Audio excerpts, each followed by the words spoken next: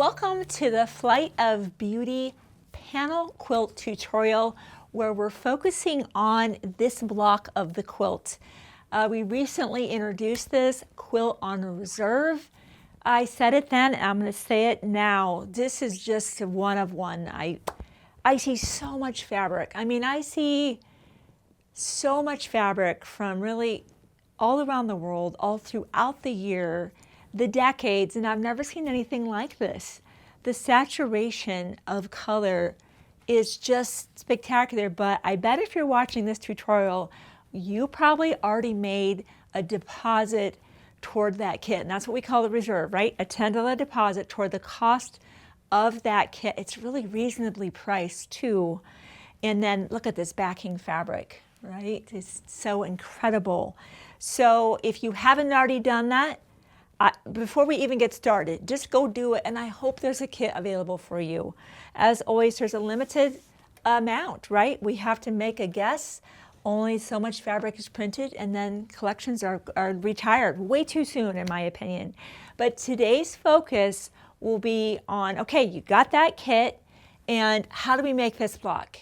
Whether you're an absolute pro at quilting or you've never done this before, the trick is actually the tool.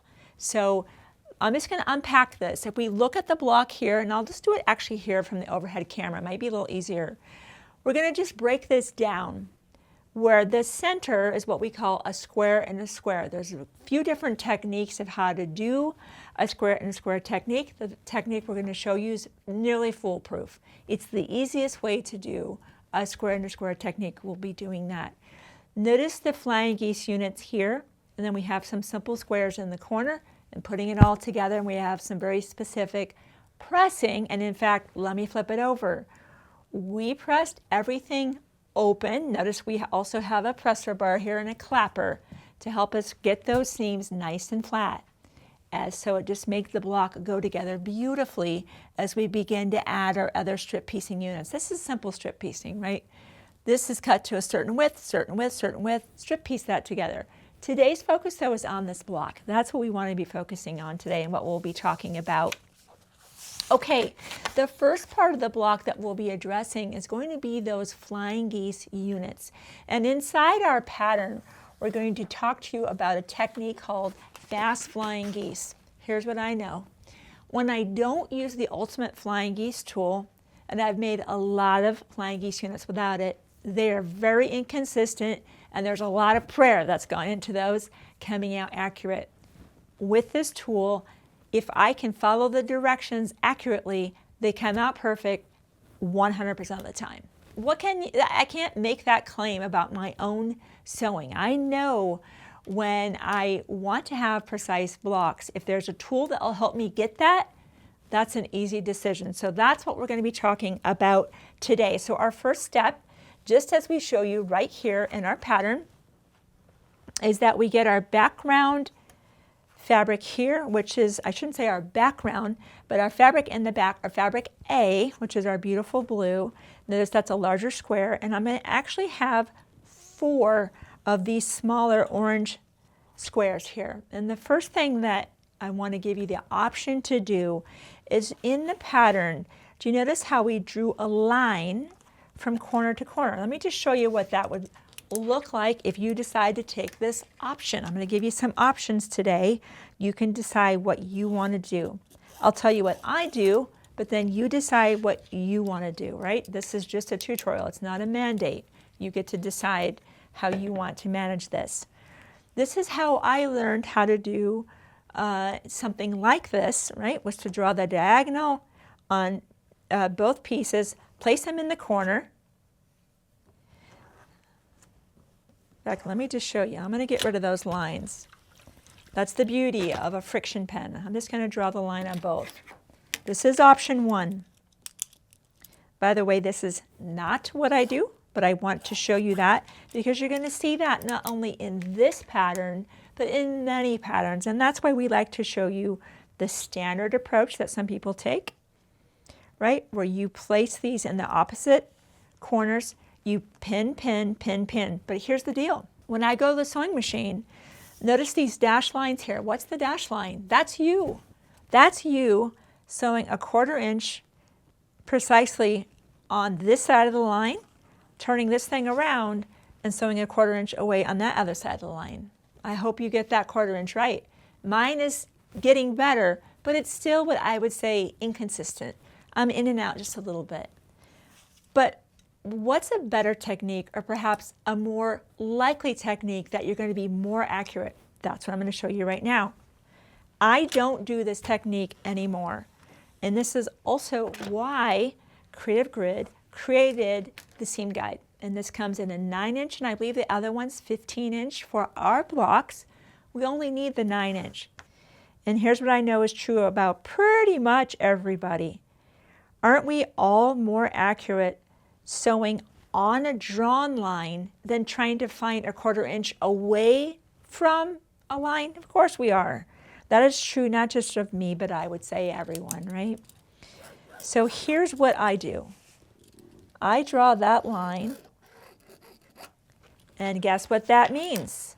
Once I place this on here, and I do the same on my other piece, all I'm doing, right, is now sewing directly on that line.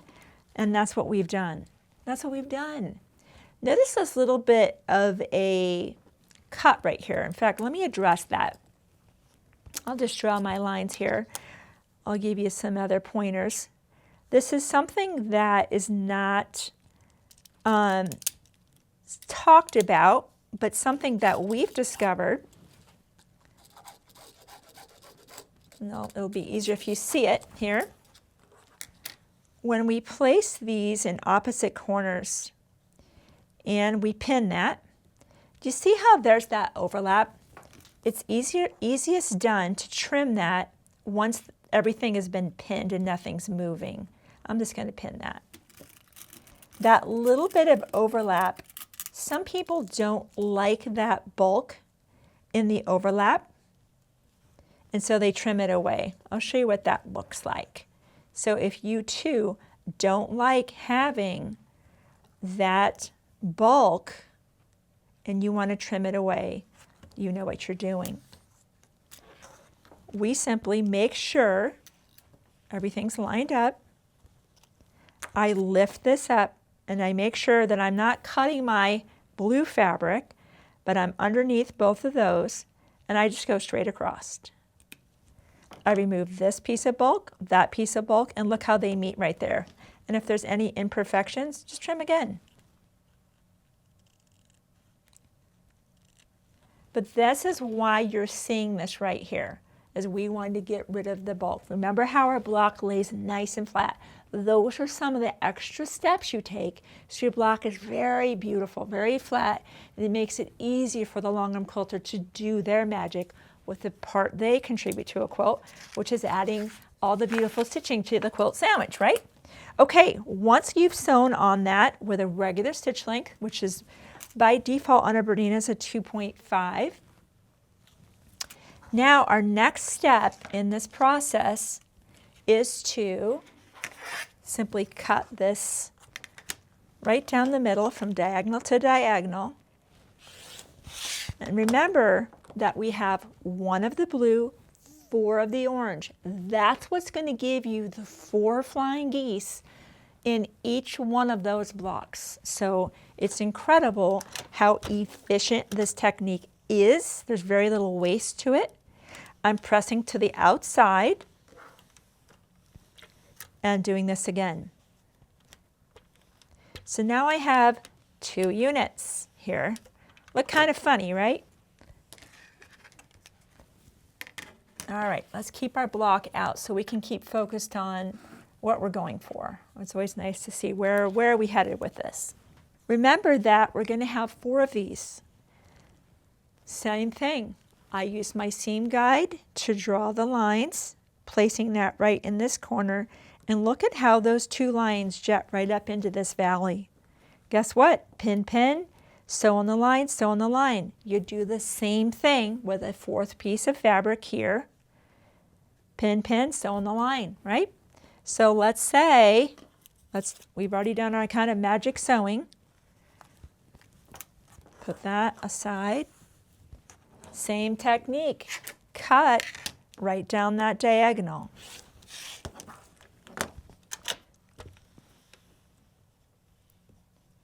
Press to the outside. Here's the great thing. This is an oversized technique. So that's one of my favorite things. Most of my early patterns that had flying geese in them had me cutting fabrics on the bias, on the diagonal. They were stretched all over the place. There was no forgiveness. I had to be on the mark with a perfect 1/4 inch, and I was a new quilter. I was never on the mark with a 1/4 inch. And my flying geese were barely airborne. they were wonky on a good day. I might have gotten lucky now and again, but they were just inconsistent. Notice how this is oversized. That's wonderful. So here's the deal.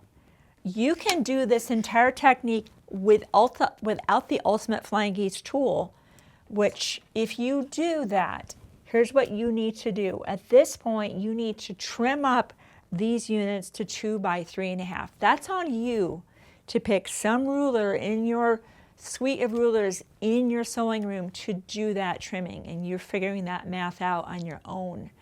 Let me show you how that works with the Ultimate Flying Geese tool, and you'll be like, there's no cooler way to do this or more accurate. And you're correct. That's correct.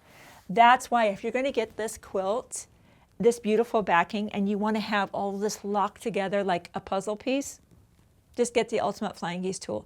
You will use this every single time you want to make flying geese. It is phenomenal. Here's the other thing I love about this tool.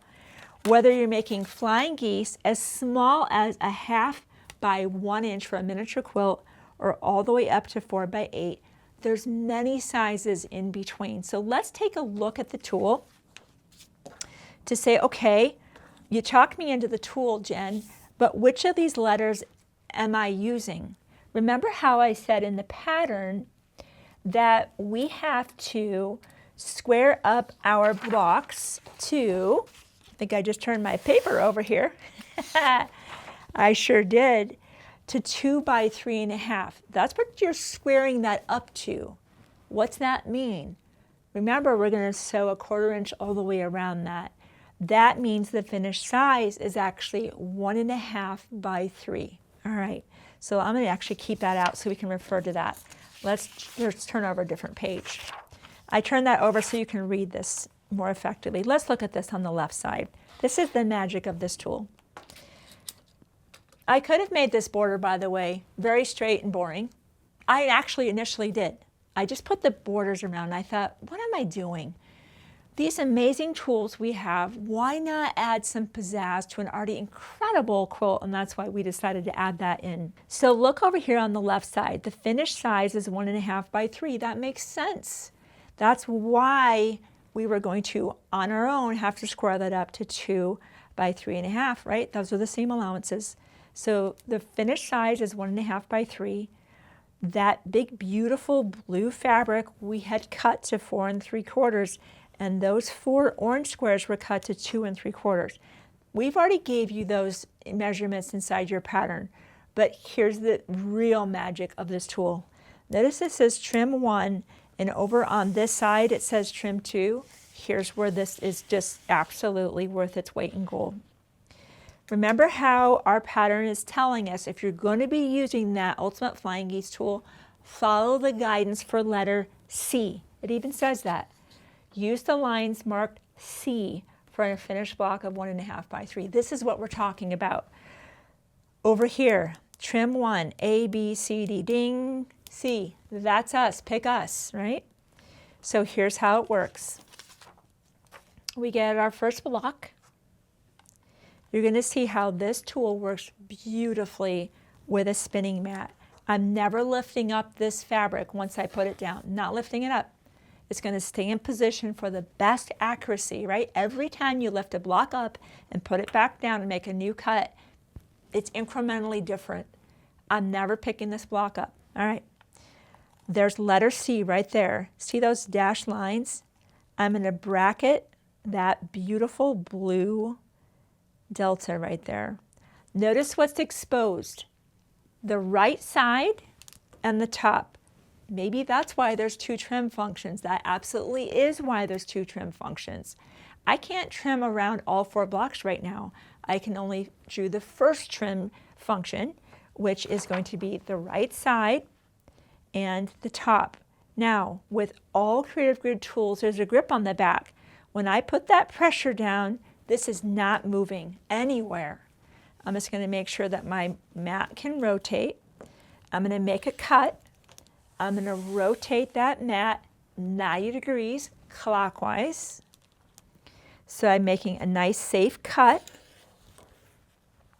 I'm going to rotate that mat another 90 degrees. And guess what that put up top? Trim 2. And look at that, A, B, C. We're still letter C, that never changes. All I'm going to do is now drop the block down, or drop the tool down right here.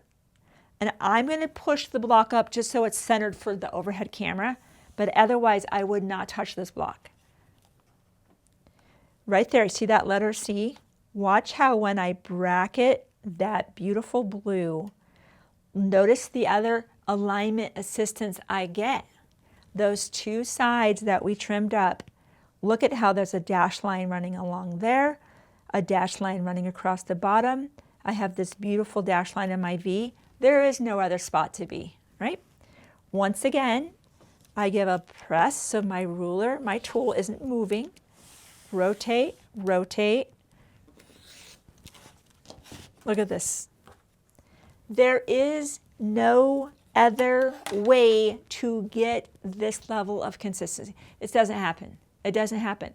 Watch me do it in real time now with the other block, and it's so fun. It takes the stress out of these blocks and just makes it fun. Why are we quilting? Not to be stressed out, but to have fun. All right, I'm just going to do this in real time. My trim 1 is up. There's my letter C.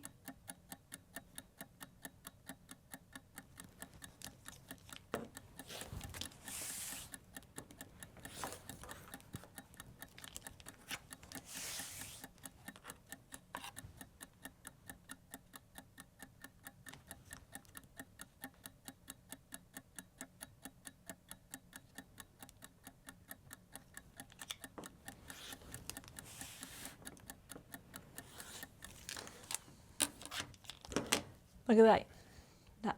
This is how this happens. This is how this happens.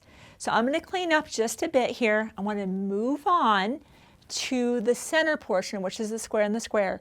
Out here, those are just squares. Those are just on you being accurate. But you can see now that inconsistency of that flying geese, that is over. Those days have passed. Add to cart. You will be so glad you did. I never realized the value of Creative Grid tools until someone showed me, and I went, this is an easy decision. Let me get cleaned up, and then we'll talk about how to make the simplest, most reliable square into square, and then it's just bringing it all together to build a beautiful block, and then making several to go around the perimeter of this incredible quilt. I'll be right back. So for the square and a square portion of our block, I always love starting off with that square being exactly the size it should be. If there's a ruler out there that'll help me do that, fabulous, let's do it. There happens to be the Creative Grid 3.5 inch, so I grabbed for that. Why not get your orange fabric stacked up once it's pressed and just be able to, again, take advantage of why you have this spinning mat and why you have a fresh blade in the rotary cutter, so that square is perfect to start with. If you want perfect blocks, you have to start with perfect cuts. And again, if there's a tool that can help you get there, it's worth your investment, I can tell you that. And there's a lot of times where you have squares that start with 3.5, so it's a good one. It's not some ruler you're not going to use again in the future. For the blue squares here, I cut those very precisely, drew a line from corner to corner, and now we'll be placing them in the opposite corners, right? So I want to just mention that right away. And you can obviously have them here where you can go to the sewing machine, save yourself a trip, and be able to sew both of those. Now, Most of the time when you're doing what's called this is called a sew and flip technique, we're used to pressing away. This is something I want to point out to you. Throughout the journey of this block, the seams are pressed open. I want you to look at this block right here.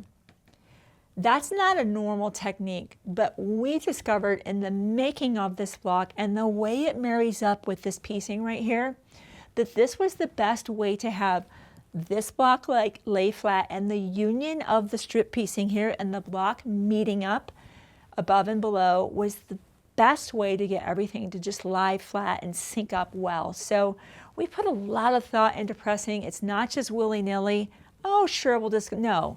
It's very planned. Sometimes we even have discussions about it.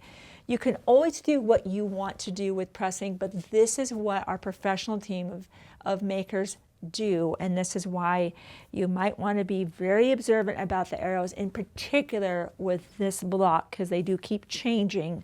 And in this instance, really pretty much everything, as you can see, is open at this point.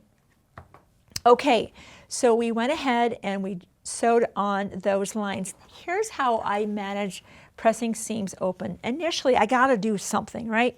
I need to press away, at least initially, because I need to trim away that bulk. So this is how I like to press a seam open at this point. First off, I want to make sure, did I get that square right in the corner and I didn't get it cattywampus? It looks like we got that right. If you're happy with that, trim it. If you're not, seam rip and start again. Don't proceed if you are slightly cattywampus or significantly. Just seam rip and do it again, right? That happens. It happens to all of us.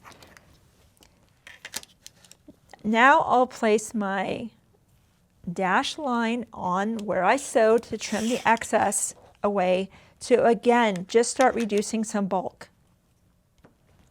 Now remembering that I want to have that seam open, I'm on the back side of this now, and I'm going to have my clapper nearby. What's a clapper? A clapper is actually something, many times they're just wood. This happens to be the gypsy quilter, where you have a pressing bar on the top, and you happen to have the wood, the clapper on the bottom.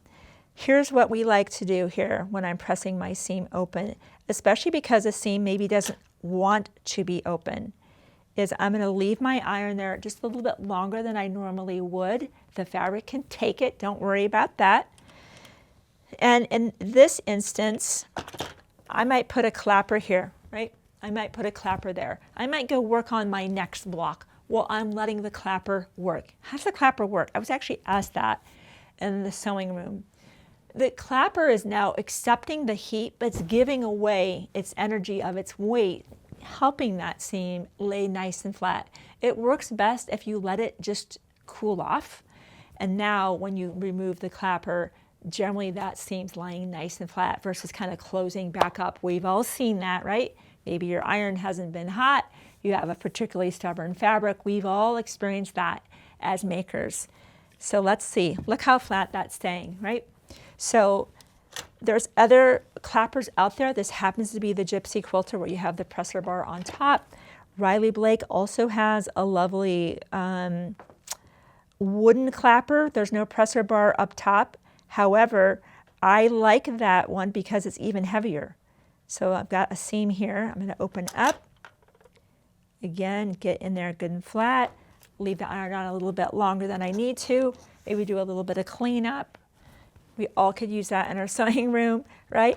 Put that clapper on, let it cool. That's how you're going to be managing those seams being open. Clappers are great help. And again, the Riley Blake one's even heavier. And there's, I think, 2 different or even 3 different sizes. So we love them. We use them for prairie points, anything you want that to be absolutely flat. All right, once we have that, guess what? Same thing. We're just in the opposite corners. You get the idea, right? So seams open. So let's just get to that point here where we know we're going to be pressing to the outside. Initially, making sure we're happy with the sewing that we did. We know that we're going to be trimming this away, opening that seam. We can all agree that we understand how we got there. All right, that's how you're going to make your center unit. Once you have your center unit put together, really at that point, you know what, I think what I need to do, so you're seeing this, I'm going to actually trim this out. I want you to see how we got to this. The pinning is so important when you're putting your Flying Geese units on so that those points come out. So I don't want to skip over that. Let me go ahead and trim this out because I want to actually show you this pinning. It's very specific and is a key to getting those points be able to line up really, really well. All right. I'll try not to take up too much time doing this, but I do want to show you how this works. Okay, once we have that center unit here, this should still measure our 3.5. In fact, let's just put our ruler on here. Look at that, it measures beautifully, right? That is one of the most tried and true and simple ways to do a square and a square. Once we have that, we'll begin adding the other elements. We know we had a lot of fun making our Flying Geese units.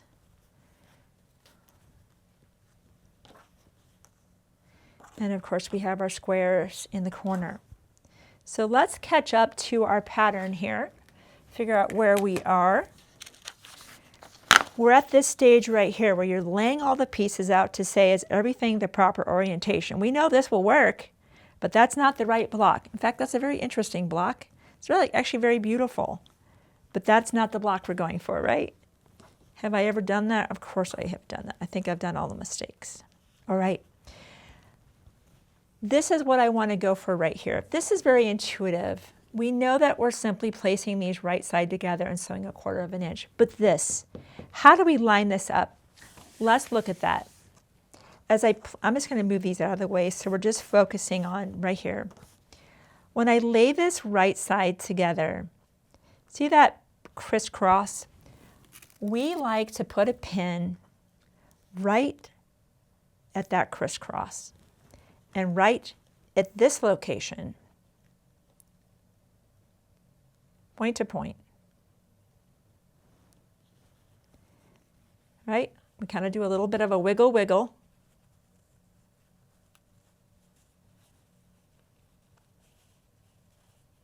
Just like that, to make sure everything is in its proper position. And then I'm going to pin it from this side so I don't have to stop or remove any pins, okay? Now I'm going to brace that from this side. I do want to sew this for you. I am going to sew this. I want you to see this, that this technique works, okay? So I'm going to head over to the sewing machine. This is the spot I'm looking at. I'm going to back off that pin just a little bit where my needle passes right here. And that should give us this beautiful point to point, right, like that.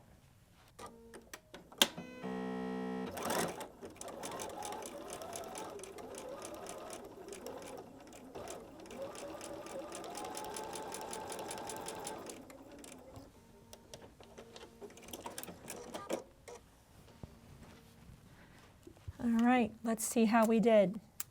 Let's see how we did. Look at that. That's because we were intentional. We didn't just pin left or right. No, you pin where it matters. Where are you looking at, right? We're all looking for points to come together, not being proximity, but to be right point to point. We're going to press this open. Again, the clapper is going to be helping you out. This is where the presser bar can be very, very helpful on the upper portion of this. See when I roll the block over the top of it, it tends to open the seam. Then we ride right along the top here with our hot iron, because that seam doesn't like this. Seams don't like to be laid open when they have this amount going on, right? They just want to stay closed. So this presser bar can be really, really helpful. Now that it's hot, I simply put the clapper on there and let it cool down, right? I can go work on maybe a different part of that, a different block, because we know we have to make several of these blocks. So maybe you just go get busy on another block, right? Many of us work where we're making different sections all at the same time. But you get the idea how that is how it works. So we just repeat that process, right? Making sure we have the points going out. You saw that. The pin goes in, X marks the spot, right there. Wiggle, wiggle, everything is lined. Come back, pin in those corners. So this is how this all comes together. It is not luck. It's good technique. And as I said up here, I think we might have even sewn some of those portions together. Let me see what we've done. Yep, we've just sewn those together. No big mystery there. You're just making sure that one piece is stacked on top of each other. We still did press that open. Let me just get that out of the way here. And the bottom portion, we press that open, right? We'll just pretend like we did our wiggle, wiggle. Here, same story, right? Here, you're just making sure you're stacked, pin, pin, pin, sew it all together, and then the final seams are also pressed open. Everything is really pressed open at this point. So you can see that these blocks, especially if you're a beginner, like, oh no, that's past me. It doesn't, no. It's just good processes, right? Starting off with good clean cuts, following the instructions. The tool is the magic for those Flying Geese units. And then as we saw with the square and the square, once that's done and you're bringing that square and the square with the Flying Geese, it's just technique. Where are you going to pin first? Where are you going to pin next? And then sewing a nice 1/4 inch seam allowance. This is my aid right here for that 1/4 inch seam to help me not go chunky on that, which is my miss. You've all heard me say that so many times. So if you are now wondering, can I make this? You already know the answer. Yes, of course. This panel is one big, beautiful piece. You simply cut it to the measurements inside here, a little bit of strip piecing, so easy. Make your blocks, join your borders, add your little bit of your outer border, and then you're off to the quilters, right? So if you have not already reserved your kit, I pray there's one available for you. Head to the Shabby Fabrics website. Before you do that, though, subscribe to YouTube. Hit that bell so when we do have new opportunities and tutorials, you're the first to know, right? You want to be the ones letting your friends know about new block of the months, new clubs, new series, new quilts like this, and so much more. And then head to the Shabby website to get your kit, your backing. That's an easy decision to get the ultimate Flying Geese tool. Don't forget the seam guide, and if it's in the budget today, I'd love to have you have this spinning mat.